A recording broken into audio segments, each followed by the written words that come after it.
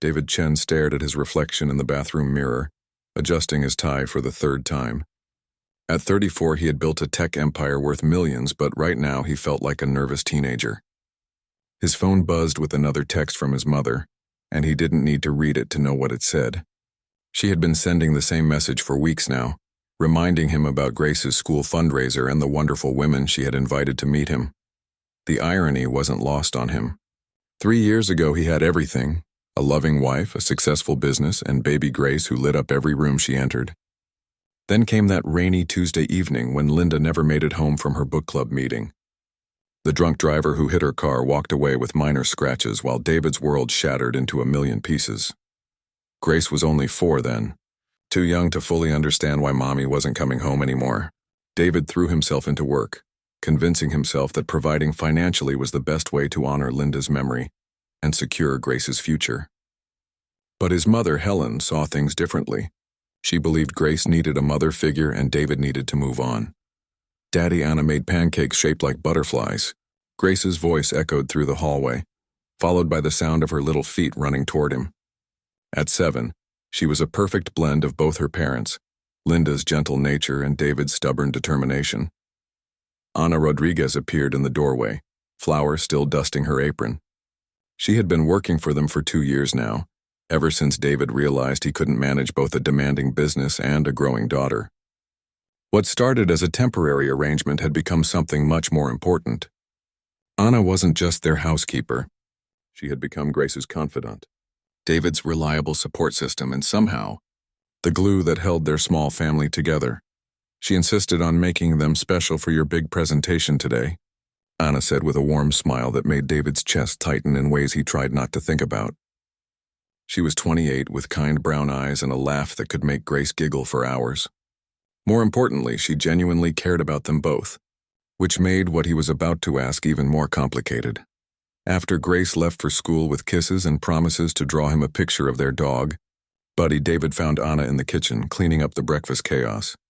She moved with quiet efficiency, humming softly to herself. It was one of those small moments that made their house feel like a home again. Ana, can we talk? David's voice came out rougher than intended. I need to ask you something, and you're probably going to think I've lost my mind. She turned to face him, concern crossing her features. Is everything okay? Did I do something wrong? No, God, no. You're perfect. That's actually part of the problem. David ran his hands through his hair, a nervous habit Linda used to tease him about. My mother has been planning this fundraiser for weeks. She's invited half the city's eligible women, and she expects me to play along with her matchmaking schemes. Ana's expression grew understanding. She had answered enough of Helen's pointed phone calls to know exactly what David was dealing with. She means well, Ana said diplomatically, though they both knew Helen's interference had become increasingly aggressive. She's threatened to petition for custody of Grace, David said quietly, the words hanging heavy in the air. She thinks I'm too focused on work, that Grace needs stability I can't provide. She says if I don't start seriously dating, she'll prove I'm an unfit father. Ana's eyes widened. She can't be serious. She has expensive lawyers and strong opinions about what's best for Grace. I can't risk it. David took a deep breath. Which brings me to my completely insane request. Would you consider pretending to be my girlfriend? Just for a month until she backs off and realizes I'm capable of having a relationship. The kitchen fell silent except for the steady tick of the wall clock. Ana stared at him, clearly processing what he had just asked. David felt heat creep up his neck. When he said it out loud, it sounded even crazier than it had in his head. You want me to pretend to be your girlfriend? Ana repeated slowly. I know how it sounds, but you already know Grace. She adores you, and you handle social situations better than most people I know. My mother would have to admit you're good for both of us. David pulled out his checkbook, his hands shaking slightly. I'll pay you $10,000 for a month of appearances. The fundraiser, maybe a few family dinners, nothing inappropriate. Just enough to convince her I'm serious about someone. Ana's face went pale. David knew enough about her situation to understand that kind of money would solve her most pressing problems. Her mother, Carmen, had been battling diabetes complications, and the medical bills were crushing. Ana never complained, never asked for advances on her salary, but David had seen the worry lines around her eyes deepen over the past few months. $10,000, she whispered. I know it's a lot to ask. If you need time to think about it, I understand. But the fundraiser is this Saturday, and my mother is expecting to parade eligible women in front of me like it's some kind of medieval marriage market. Anna sat down heavily in one of the kitchen chairs. David, I clean houses for a living. Your mother's friends are going to see right through me. I don't know how to act around wealthy people or talk about stocks and country clubs. You don't need to pretend to be someone else, David said earnestly. You're intelligent, kind, and Grace lights up whenever you're around. Any man would be lucky to have you in his life. The words came out more honestly than he intended, and they both felt the weight of the admission. What about Grace? She can't know this is fake. It would confuse her, maybe even hurt her. We tell her we're taking things slow, seeing if we work well together as more than friends. Kids understand that concept. And if she gets attached, David's voice trailed off. He hadn't fully considered that complication. If she gets attached and then I disappear after a month, it could devastate her. Anna finished quietly. She's already lost so much. David felt something crumble inside him. Anna was right, of course. Grace had been through enough loss for one little lifetime. But the alternative, potentially losing custody to his well-meaning but controlling mother, seemed even worse. Maybe we can figure out a way to handle that when the time comes, he said weakly. Right now, I just need my mother to see that I'm capable of building a life that includes someone who cares about Grace as much as I do. Anna was quiet for a long moment, staring at her hands. David could practically see her weighing the financial relief against the emotional complications. Finally, she looked up at him with those warm brown eyes that had become such a constant source of comfort in his chaotic world. If we do this, she said slowly, we need rules, clear boundaries about what this is and what it isn't. No confusion about the arrangement. David felt relief wash over him like cool water. Whatever you need, we can write it all down if it makes you more comfortable. And after the month is over, we go back to exactly how things were before. You're my employer, I'm your housekeeper, and Grace is the little girl we both care about. Nothing changes. Nothing changes, David agreed, though something in his chest tightened at the thought. Anna extended her hand to shake on their agreement. Then yes, David Chen, I'll be your fake girlfriend for 1 month. But you owe me more than money if this goes wrong. As their hands touched, David felt a spark of something he hadn't experienced in years. But he pushed it down, reminding himself this was just business. A month of pretending and then everything would go back to normal. He had no idea that some things, once started, couldn't simply be undone. Anna stared at herself in the full-length mirror of the upscale boutique, barely recognizing the woman looking back at her. The navy blue dress hugged her curves in all the right places, and the pearl earrings David had insisted on buying made her feel like she was playing dress-up in someone else's life. You look beautiful, David said softly from behind her, and Anna caught his reflection in the mirror. There was something in his eyes that made her stomach flutter in ways their fake relationship contract definitely didn't cover. I feel like a fraud, she whispered, smoothing down the expensive fabric. Your mother is going to see right through this. David stepped closer, his hands hovering near her shoulders before he caught himself. Anna, you graduated with honors from college. You speak 3 languages fluently. You helped Grace learn to read when she was struggling in kindergarten. The only fraud here is me pretending I don't see how incredible you are every single day. Heat crept up Anna's neck. This was exactly what she had been afraid of. The way David looked at her sometimes. The way her heart skipped when he smiled. The way Grace had started asking innocent questions about whether Anna might stay with them forever. Lines were already blurring, and they hadn't even made their first public appearance yet.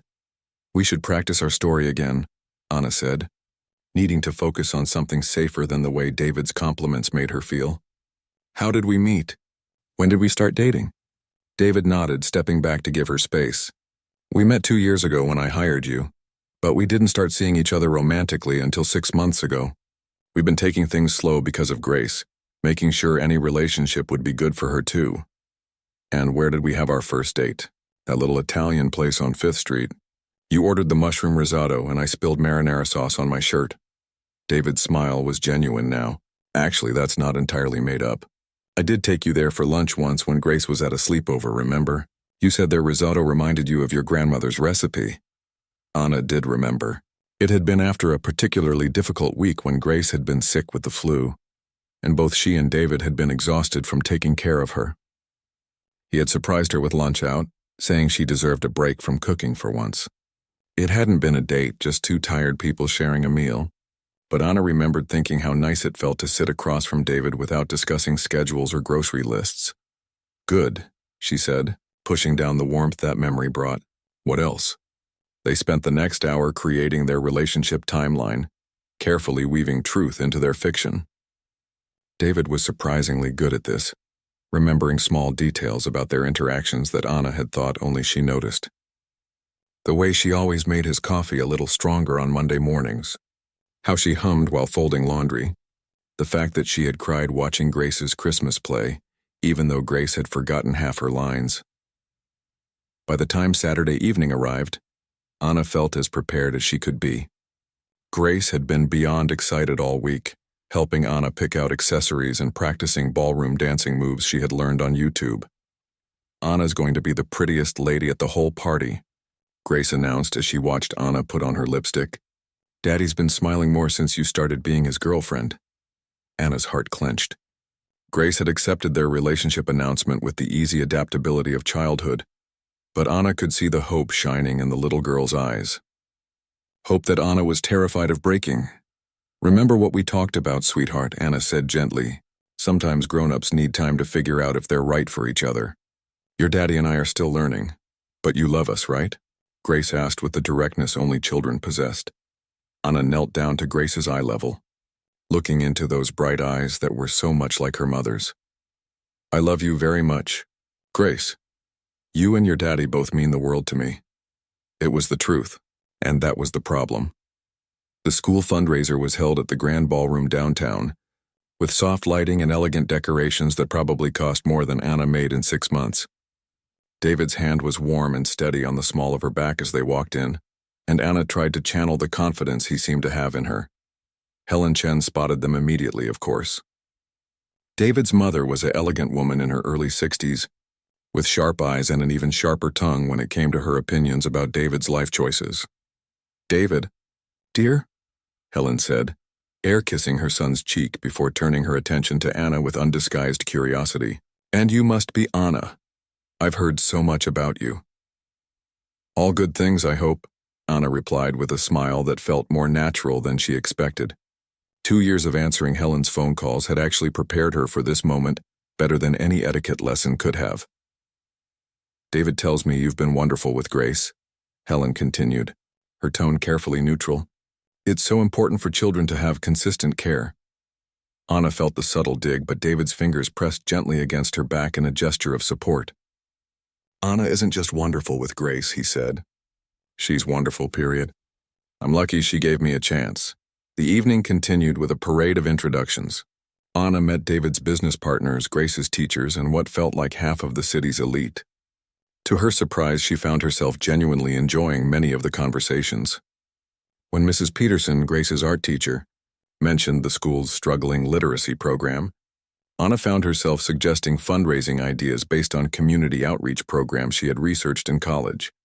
You studied education? Asked Robert Martinez, one of David's investors, looking impressed. Community development with a focus on early childhood education, Anna confirmed. I had planned to work with underserved communities. But life had other plans. David squeezed her hand, and Anna realized he was learning things about her dreams that she had never shared during their employer-employee relationship. The moment that changed everything came during the dancing portion of the evening. David led her onto the floor with surprising grace, pulling her close as a slow song began to play. You're amazing, he murmured as they swayed together. I had no idea you were holding back so much of yourself. Anna looked up at him, seeing genuine admiration in his eyes. I'm just your housekeeper, David. I clean toilets and make lunches and fold tiny socks. You're Grace's biggest cheerleader, my calm in every storm, and apparently a brilliant woman with ideas that could help half the kids in this city, he said. How did I not see that before? The music slowed, and somehow they had moved closer together. Anna could feel David's breath on her forehead, could see the flecks of gold in his dark eyes. For a moment, the crowded ballroom faded away, and it was just them, moving together like they had done this 1,000 times before. David's head tilted slightly, his eyes dropping to her lips, and Anna felt herself rising up on her toes to meet him, This wasn't part of their arrangement, wasn't part of the careful boundaries they had drawn, but in that moment nothing else seemed to matter. "Daddy, Anna?" Grace's voice cut through the moment like a splash of cold water. They jerked apart to find Grace running toward them, having escaped from the children's area where she was supposed to be watching a movie. "Are you dancing?" "Can I dance too?" Grace asked, bouncing excitedly between them. David lifted Grace up between them and they finished the song as a trio, Grace giggling as she was spun around. But Anna couldn't shake the memory of those few seconds when everything had felt so real, so right, so terrifyingly perfect. As they drove home that night, Grace chattering happily in the back seat about all the people she had met and the fancy desserts she had tried, Anna stared out the window and wondered what she had gotten herself into. Because somewhere between the dress shopping and the dancing, between David's proud introductions and Grace's sleepy smile in the rearview mirror, their fake relationship had started to feel like the most real thing in her life, and that scared her more than anything. 2 weeks after the fundraiser, Anna found herself sitting on the back porch with David after Grace had gone to bed, sharing a cup of coffee and talking about everything except their fake relationship. It had become their routine somehow, these quiet evening conversations that felt more real than anything they performed during the day. "Do you ever wonder if you're doing it right?" David asked, staring up at the stars. "The parenting thing, I mean. Sometimes I look at Grace and think Linda would have handled that situation so much better." Anna studied his profile in the dim porch light. These were the moments when their pretense fell away completely, when David stopped being the confident CEO and became just a worried father trying his best. "You know what I see when I watch you with Grace?" she said softly. "I see a man who reads her 3 stories every night even when he's exhausted, who learned to braid hair from YouTube videos, who drove all over town to find the exact shade of purple paint for her bedroom walls." David turned to look at her, something vulnerable in his expression. "I still feel like I'm failing her, like I should be doing more, being more. What if my mother is right? What if Grace needs stability I can't give her? David, that little girl adores you. You should see how her whole face lights up when you walk in the door. That's not the reaction of a child who feels neglected." Anna reached over without thinking, covering his hand with hers. "Linda would be proud of the father you've become." His fingers turned under hers, their palms pressing together. "How do you always know exactly what to say?" Anna felt her cheeks warm. "Maybe because I care about you both more than I should." The words hung in the air between them, loaded with meaning neither of them was quite ready to examine. David's thumb brushed across her knuckles, sending little sparks up her arm. Daddy! Anna, there's a scary noise in my room!" Grace's voice called from inside, breaking the spell. They pulled their hands apart quickly, both standing to go comfort her. It was moments like these that made Anna realize how naturally they had fallen into being a team, how seamlessly they moved around each other in Grace's bedtime routine, how right it felt when Grace curled up between them for comfort. The next morning brought a phone call that changed everything. Anna's phone rang while she was making breakfast, and she stepped into the laundry room for privacy. David could hear the worry in her voice, the rapid Spanish as she spoke to someone on the other end. When she emerged, her face was pale. "I have to go," she said, grabbing her keys. "My mother's in the hospital. Her blood sugar spiked during the night and she's not responding well to treatment." "Anna, wait." David caught her arm gently. "Let me drive you. You're too upset to be behind the wheel. You have meetings today and Grace needs to get to school. Grace can come with us and my meetings can wait," David said firmly. "Family comes first." The word family hit Anna like a physical blow, because somewhere along the way, that's what they had started to feel like. Not her employer and his daughter, but something deeper and more complicated. At the hospital, Anna's mother Carmen looked small and frail in the hospital bed, hooked up to various machines. Anna held her hand and spoke to her in soft Spanish, while David entertained Grace in the hallway, letting her press buttons on the vending machine and making up stories about the people walking by. "Your boyfriend is very good with children," Carmen said when she was feeling better, switching to English so David could understand. "And he looks at you like you hung the moon." Anna glanced through the window at David, who was currently letting Grace win at rock, paper, scissors for the 3rd time in a row. "It's complicated, Mama." "Love usually is, mija." The hospital bills were overwhelming, and Anna spent sleepless nights trying to figure out how to manage them even with the money David was paying her. She tried to hide her stress, but David noticed everything these days. How she worried her bottom lip when she was thinking.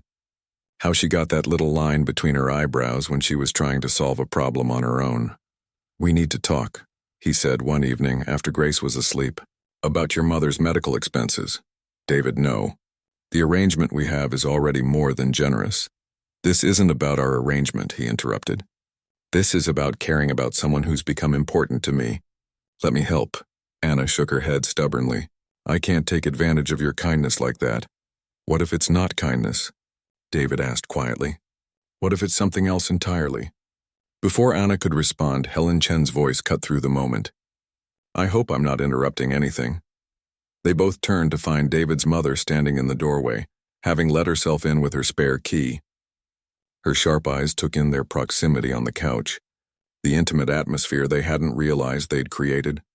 "Mother, you could have called," David said, standing up quickly. "I was in the neighborhood," Helen replied, though they all knew she lived across town. "Anna, dear, how is your mother doing?" "I heard about her hospitalization." Anna felt a chill run down her spine. How had Helen found out about her mother's condition? "She's recovering, thank you for asking." "Medical bills can be so overwhelming," Helen continued with false sympathy. "I imagine it's quite a burden for someone in your position." The implied accusation hung heavy in the air. Anna suddenly understood that Helen knew exactly why Anna had agreed to this arrangement, and she was making it clear that she disapproved. A few days later, David announced they were going on a weekend getaway to his family's lake house. "Grace has been asking to see the lake all summer, and I thought we could all use some time away from the city." Anna agreed, not realizing that Helen had specifically suggested David take his girlfriend somewhere romantic to test the authenticity of their relationship. The lake house was beautiful. All windows and natural wood overlooking the water. Grace immediately ran to explore, delighted by the dock and the little rowboat tied up beside it. But Anna's stomach dropped when David showed her to their room. "There's only one bedroom up here," he said, his cheeks flushing slightly.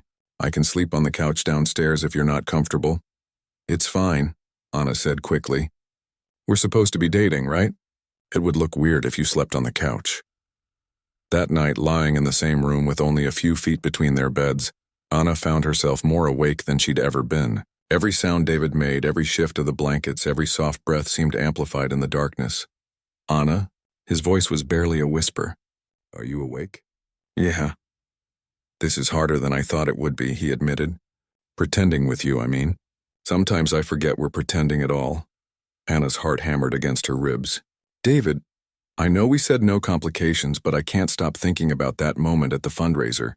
When we were dancing and Grace hadn't interrupted us, what would have happened?" Anna stared at the ceiling, afraid to answer truthfully. "I don't know. I think you do," he said softly. "I think we both know this stopped being pretend somewhere along the way." The next morning, Anna woke up to find David already gone. She could hear him on the phone downstairs, his voice carrying through the thin walls. "No, Richard, you don't understand. This whole thing was just business from the beginning. Anna's my housekeeper, not my actual girlfriend. The contract we have is pretty straightforward. She pretends to be in love with me for a month, I pay her, and everyone's happy. It's not real." Anna felt like someone had dumped ice water over her head. She sat up in bed, pulling her knees to her chest as David's words echoed in her mind. Just business, not real. A contract. All those moments she thought they were sharing. All those conversations that felt so honest and intimate. All those times she caught him looking at her like she meant something. It had all been part of the performance for him. Grace bounded into the room, already dressed and ready for their day at the lake. "Anna, Daddy says we can take the boat out after breakfast. Are you excited?" Anna plastered on a smile for Grace's sake. "Of course, sweetheart. It sounds wonderful," but inside her heart was breaking, because she had been stupid enough to believe that what was happening between them was real, when for David, it had always been just another business transaction. She had exactly 2 weeks left on their contract, and then she could disappear from their lives before she made an even bigger fool of herself. The only problem was Grace, who was looking at her with so much love and trust. How was Anna supposed to walk away from this little girl who had started calling her almost mommy when she thought no one was listening? Anna spent the rest of their lake house weekend putting on the performance of her life. She smiled when Grace splashed her in the shallow water, laughed when David told silly jokes over their picnic lunch, and played the perfect fake girlfriend when they video called Helen to show they were having a romantic getaway. But inside, every moment felt like a knife twist. Each time David looked at her with what she'd thought was genuine affection, she remembered his words on the phone. Just business, not real. A contract. You've been quiet today, David said as they watched Grace skip stones from the dock. Everything okay? Anna kept her eyes on Grace, afraid he'd see too much if she looked at him directly. Just tired. It's been a busy few weeks. Anna, about last night, what I said, we should head back soon, Anna interrupted. Grace has school tomorrow and I'm sure you have work to catch up on. David fell silent, clearly sensing her withdrawal but not understanding why. Anna felt terrible for shutting him out, but what was the alternative? Admitting she'd been foolish enough to fall for her employer during what was supposed to be a simple business arrangement? When they returned home Sunday evening, Anna made a decision. She would finish out their remaining 2 weeks professionally, but she wouldn't let herself get any deeper into this fantasy. No more evening conversations on the porch. No more shared looks across the dinner table. No more pretending that the way Grace curled up between them during movie nights meant they were a real family. Monday morning, Anna threw herself into work with renewed focus. She cleaned rooms that were already spotless, organized closets that didn't need organizing, and avoided being alone with David whenever possible. When Grace asked why Anna seemed sad, she blamed it on worrying about her mother's recovery. David noticed immediately, of course. He tried to corner her several times throughout the week, asking what had changed, why she was pulling away. Anna deflected each attempt, reminding him they only had 10 days left on their arrangement and then things would go back to normal anyway. But I don't want things to go back to normal, David said. Friday evening, catching her as she tried to slip upstairs early. Anna, whatever I did to upset you, please just tell me. We can fix this. The genuine confusion and hurt in his voice almost broke her resolve. For a moment, she wanted to tell him everything. How she'd overheard his phone call. How his words had shattered the fragile hope she'd been carrying. How much it hurt to realize she'd been living in a fantasy while he was just doing business. Instead, she shook her head. There's nothing to fix, David. This was always temporary, remember? Maybe it's better if we start preparing Grace for that reality. David's face went pale.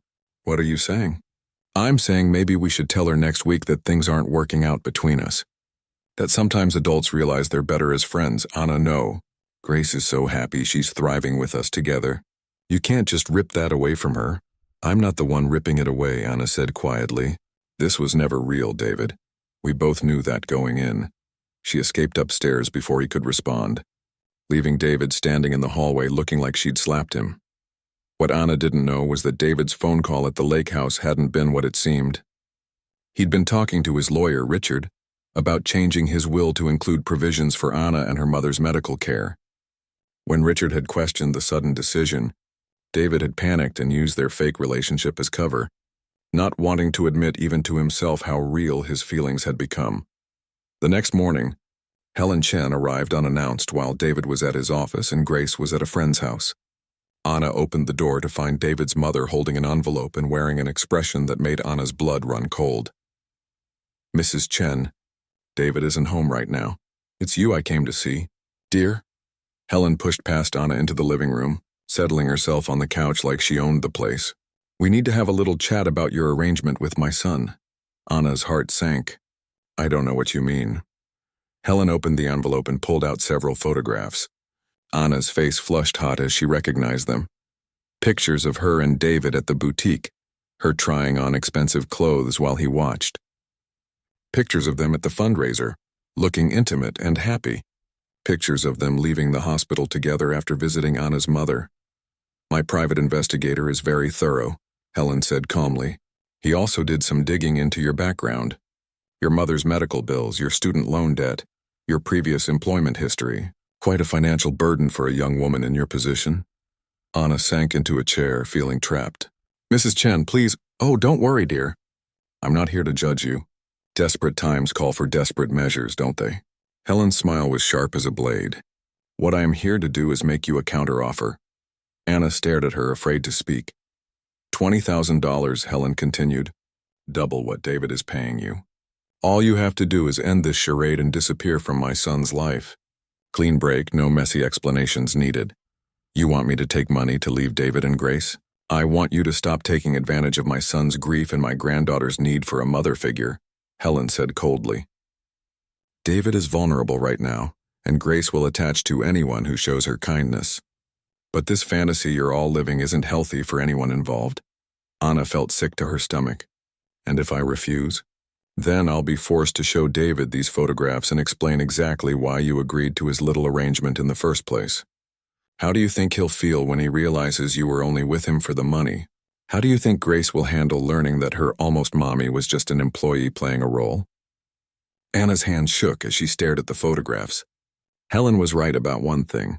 The truth would destroy Grace's trust and break her heart. And David would never forgive her for deceiving him about her motives, even though he'd been the one to make the arrangement purely business in the first place. You're right, Anna whispered. This isn't healthy for anyone. Helen's expression softened slightly as if she hadn't expected Anna to agree so quickly. I'm not the villain here, dear. I'm trying to protect my family. I know. Anna stood up, her decision made.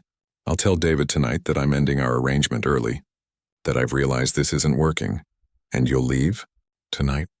Anna thought of Grace, probably at her friend's house right now, planning what movie they would watch together this weekend. She thought of David, who would come home expecting their usual evening routine. Maybe another one of those conversations that had started to mean everything to her. I'll pack my things and be gone by tomorrow morning, Anna agreed. Helen nodded, looking relieved. I think this is best for everyone. David will move on, Grace will adjust, and you can use this money to start over somewhere else. After Helen left, Anna sat in the quiet house and cried for the first time since her father died. She cried for the family she'd allowed herself to imagine, for Grace's innocent trust, and for David's gentle kindness that she'd mistaken for something deeper. When David came home that evening, he found Anna waiting in the living room with her suitcase by the door. What's going on? His face went white as he took in the scene. I can't do this anymore, David. I'm ending our arrangement effective immediately. Anna, wait. Let's talk about this. If it's about money, I can pay you more. It's not about money. The words came out sharper than she intended. I can't keep pretending anymore. This was a mistake from the beginning. David moved toward her, his eyes desperate. You don't mean that. Anna, I know something's been wrong since the lake house. Just tell me what I did and I'll fix it. Anna forced herself to look at him, to memorize his face one last time. You didn't do anything wrong. That's the problem. You've been nothing but kind and generous, and I let myself forget that this was just business for you. Business? David looked genuinely confused. Anna, this stopped being business for me weeks ago. I thought you felt it too, the way things changed between us. Don't, Anna interrupted, her voice breaking. Please don't make this harder than it already is. Where's Grace? Does she know you're leaving? She's sleeping at Katie's house tonight. I thought it would be easier this way. Less confusing for her. David stared at her like she was a stranger. You're just going to leave without saying goodbye? Anna, she loves you. She calls you her almost mommy when she thinks we can't hear. Each word hit Anna like a physical blow, but she forced herself to stay strong, which is exactly why I have to leave now, before she gets any more attached. This was always temporary, David. We both agreed on that. But what if I don't want it to be temporary anymore? David's voice was raw with emotion. What if I want to make this real? Anna closed her eyes, Helen's words echoing in her mind. He was only saying this because he felt guilty, because he was a good man who didn't want to hurt anyone. But it wasn't real for him, not the way it was for her. It's too late for that, she whispered. I'm sorry, David, for everything. She picked up her suitcase and walked toward the door. David called her name one more time, but she didn't turn around. She couldn't, or she'd lose her courage entirely. As she drove away, Anna saw David standing in the doorway in her rearview mirror, looking lost and broken. But she kept driving, telling herself she was doing the right thing for everyone. David sat in his kitchen at 3 a.m, staring at his phone and wondering if he should call Anna for the 100th time. 3 weeks had passed since she'd walked out of his life, taking his heart and Grace's happiness with her. The house felt empty and cold, like all the warmth had been sucked out the moment Anna closed the front door behind her. Grace had been inconsolable when she came home from her sleepover to find Anna gone. She'd cried for 2 days straight, asking over and over when Anna was coming back, why she'd left without saying goodbye, if it was something Grace had done wrong. David had tried to explain that sometimes adults made difficult decisions, but how could he make Grace understand when he didn't understand it himself? Daddy, can we call Anna today? Grace asked every morning at breakfast, her little face hopeful despite weeks of the same answer. Sweetie, we talked about this, David would say gently. Anna needed to go take care of her mom and figure some things out.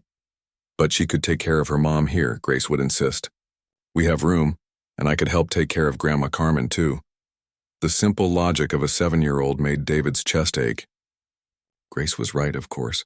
There had been room for Carmen, room for all of them to be a family. So why had Anna really left? David had replayed their last conversation 1,000 times, searching for clues he'd missed. Anna had said she couldn't keep pretending anymore, that it was just business for him.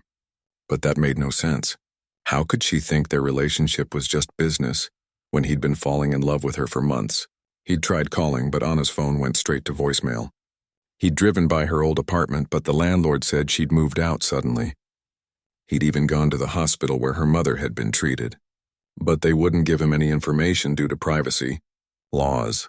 It wasn't until Grace mentioned something Helen had said during a phone call that David started putting the pieces together. Grandma Helen said Anna was probably happier, now that she didn't have to pretend to like us anymore. Grace reported sadly after their weekly video call. She said some people are just good at acting. David's blood ran cold. Grace, what else did Grandma say about Anna? She said Anna was never really my almost mommy, that she was just doing a job. But that doesn't make sense, Daddy, because Anna loved us. I could tell. That night, David confronted his mother over the phone. What did you do, Mom? I don't know what you're talking about, Helen replied, but there was something guilty in her voice. You said something to Anna. What did you do? There was a long pause. David, that girl was using you. She was only with you because you were paying her. I have proof. Proof of what? I hired someone to investigate her background. The medical bills, the financial pressure, the timing of when she agreed to your arrangement. She saw dollar signs, David, nothing more. David felt sick. You hired a private investigator? Mom, how could you? I was protecting you and Grace. That girl would have taken you for everything you had and then disappeared anyway. I just sped up the process. When what exactly did you say to her? Helen's silence was telling. Finally, she admitted, I offered her $20,000 to leave. And she took it, David. She took the money and left without a second thought. That should tell you everything you need to know about her true feelings. David hung up the phone and sat in his dark living room, his mind racing. Anna had taken money to leave, but that didn't make sense with everything he knew about her. Anna, who had cried watching Grace's Christmas play. Anna, who had worked extra hours without pay when Grace was sick. Anna, who had shared her dreams and fears with him during those quiet evening conversations.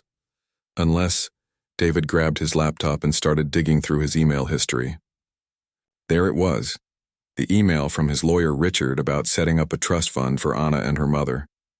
David had called Richard from the lake house to discuss the details, worried about how to explain his sudden desire to take care of Anna financially, without revealing how deeply his feelings ran.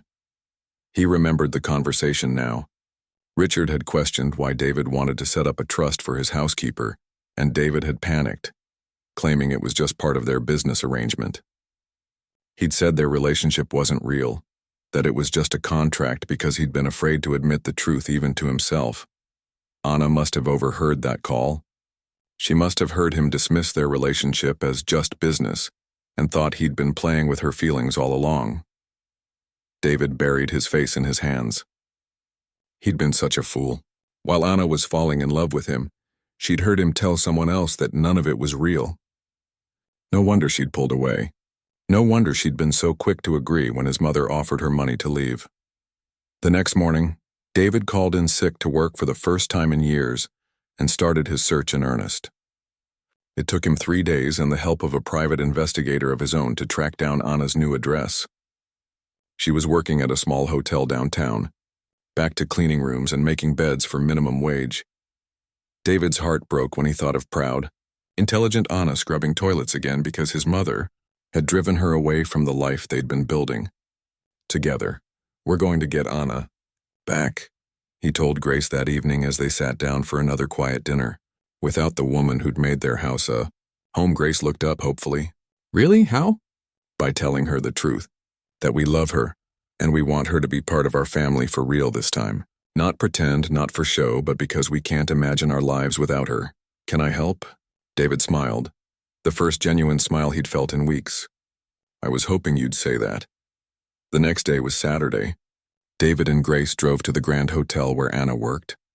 With Grace clutching the picture she'd drawn of their family, David, Anna, Grace, and even Buddy, their dog, all holding hands in front of their house with a big heart drawn over all of them. They found Anna in the lobby, wearing a simple housekeeping uniform and looking tired but still beautiful. When she saw them, her face went pale. David, what are you doing here? How did you find me? We came to bring you home, Grace announced, running toward Anna before David could stop her. Daddy says we can be a real family now, not just pretend. Anna knelt down to Grace's level, her eyes filling with tears. Grace, sweetie, it's not that simple. But you love us, right? And we love you. That's what makes a family. David approached slowly, his heart hammering. Grace is right. Anna, I need to tell you something. That phone call you overheard at the lake house, I wasn't talking about our fake relationship. Anna's eyes met his. Confused. I was talking to my lawyer about setting up a trust fund for you and your mother. I wanted to make sure you were both taken care of financially, but I was too scared to admit why. When he questioned my motives, I panicked and made it sound like business because I wasn't ready to admit I was in love with you. Anna stood slowly, Grace still holding her hand. In love with me?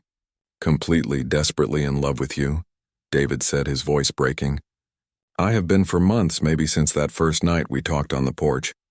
Anna, what we had was never fake for me. Maybe it started that way, but somewhere along the line you became the most real thing in my life. Tears were streaming down Anna's face now. But your mother said my mother was wrong. She was scared of losing me and Grace, so she tried to drive you away. But Anna, you're not the one taking us away from family. You are our family. Anna looked down at Grace, who was nodding enthusiastically. It's true, Anna. Daddy's been really sad without you, and I miss you so much. Please come home. The money your mother offered you, David continued. I don't care that you took it. You needed it for Carmen's medical bills, and my mother put you in an impossible position. But Anna, if you'll give us another chance, I promise you'll never have to worry about money or security or anything else ever again. Not because I'm paying you, but because I love you. Anna was quiet for a long moment, looking between David's hopeful face and Grace's bright smile. Finally, she spoke, her voice barely a whisper. I gave the money back. David stared at her. What? I couldn't keep it. It felt wrong, like I was betraying what we'd shared, even if I thought it hadn't been real for you. I gave it back to your mother 3 days after I left. David felt like he could breathe again for the first time in weeks. Anna, I love you too, she said, the words tumbling out in a rush. Both of you, so much it scared me. When I heard that phone call, I thought I'd been living in a fantasy, while you were just fulfilling a contract. It broke my heart. Never again, David promised, reaching for her hands. From now on, everything between us is real. The love, the commitment, the family we're building together. I want you to marry me, Anna. Not for show, not to convince anyone of anything, but because I can't imagine spending another day without you. Grace squealed with delight. Are you going to be my real mommy now? Anna looked down at the little girl who'd stolen her heart from day one, then up at the man who'd shown her what true love could feel like. If you'll have me, she said, her voice full of wonder. David kissed her then, right there in the hotel lobby with Grace cheering and other guests stopping to watch the romantic scene. It was messy and imperfect and absolutely perfect all at once. 6 months later, Anna walked down the aisle of the same church where Grace had performed her Christmas play,